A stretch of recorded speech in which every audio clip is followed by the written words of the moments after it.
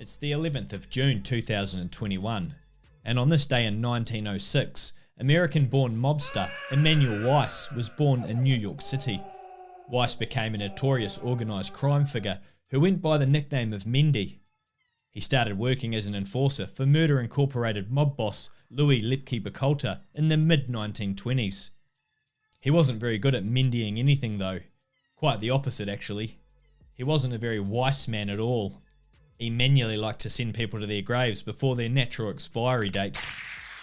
He was responsible for a number of high-profile contract killings, one of which included the murder of notorious mobster Dutch Schultz. Weiss was eventually arrested in 1941 for the murder he committed of candy store owner Joseph Rosen 5 years earlier in 1936. Like all gangsters and mobsters, they all started snitching and turning evidence on each other. He received the death penalty along with his boss Louis Bacalta and Murder Inc. supervisor Louis Capone for the murder of Candyman Rosen. On the 4th of March in 1944, all three Murder Inc. mobsters were strapped into Old Sparky at New York's Sing Sing prison and rode the lightning till eternal sleep. In 1964, legendary civil rights activist Martin Luther King Jr. was arrested at the Monsoon Motor Lodge restaurant in St. Augustine, Florida, where he was taking part in protests surrounding racial segregation. King was denied entry into the restaurant by the owner, James Jimmy Brock, as it was labelled as a whites-only restaurant. Are you fucking racist? After being denied entry, King was arrested and put in jail. In 2001, mass murderer and the mastermind behind the Oklahoma City bombing, Timothy McVeigh, was executed by lethal injection at the Terre Haute Penitentiary in Indiana. McVeigh was responsible for 168 deaths and over 650 injuries when he blew up the Alfred P. Murrah Federal Building in Oklahoma with associate Terry Nichols in April 1995. In 1983, America's most retarded serial killer, Henry Flea Pucas, was arrested in Texas by Texas Ranger Phil Ryan.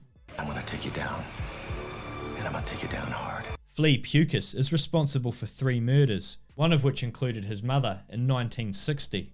He was caught following the murder of his mother and sentenced to 40 years in prison after he'd tried to claim that he acted in self-defense. In 1970, after serving just 10 years of his sentence, Pucas was released due to prison overcrowding. He met his diminished IQ twin, Otis Toole, at a soup kitchen in the mid-1970s. Between these two skid marks, their combined brain IQ levels were still running at below that of your average 8-year-old child. It didn't take long for the spastic couple to start a homosexual relationship, and then the pair began drifting over the US, performing a bunch of heinous crimes and murders. After Pucas was arrested, he began confessing to hundreds of murders, which seemed to benefit the lazy coppers' agenda. Little did the incompetent and lazy police realise that their shonky police work just put their mental levels on par with that of Pucas and Toole. Flea Pucas was given a death penalty, which was eventually commuted to life in prison. He died in 2001 at the Huntsville Penitentiary in Texas at the age of 64. Karma was slow catching up with this one. In 1994, Matthias Flink, who was a second lieutenant in the Swedish army, went on a murderous killing spree in Falun, Sweden, shooting dead 7 innocent people, 5 of which were all young women aged in their 20s. The army officer suffered from severe mental health problems, which included paranoia, jealousy, sleeping disorders, and anger towards women.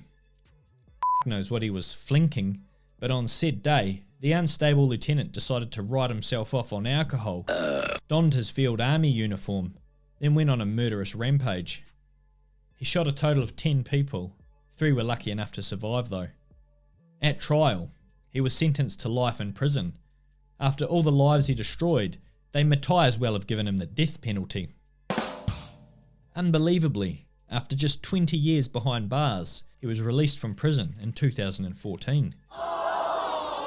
Even more disturbingly, the Swedish authorities released him on the same day that he committed his heinous act of evil and the day that marked the 20th anniversary of the murderous shooting spree where he claimed the lives of 7 innocent people. That's a strange way of authorities to pay respect to the victims and their families.